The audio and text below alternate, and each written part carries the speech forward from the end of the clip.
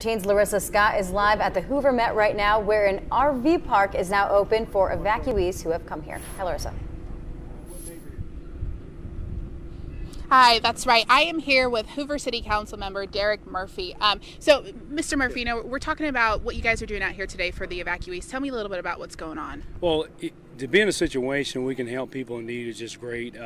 As many families that are leaving where they're from, not to know when they go back to what they're going to receive back, even if it be a home back there. So what we want to do is offer a home-cooked meal, show Southern hospitality. In this area, in this region, we're used to storms and tornadoes and people reaching out, helping people in need. So that's the minimum we want to do in the city of Hoover.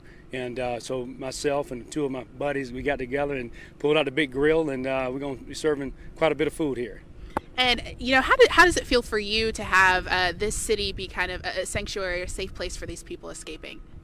It's a great thing. It's old saying, you know where you've been, but you don't know where you're going.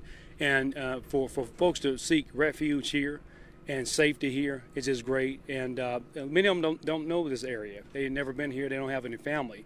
So again, just to have someone knock on their RV and say, hey, look, can we provide you something to eat? It goes a long ways. A lot of smiling faces makes them feel a lot more calm. But this is a part about family. This is what Hoover represents, giving back to our community. It don't matter if it's in the state.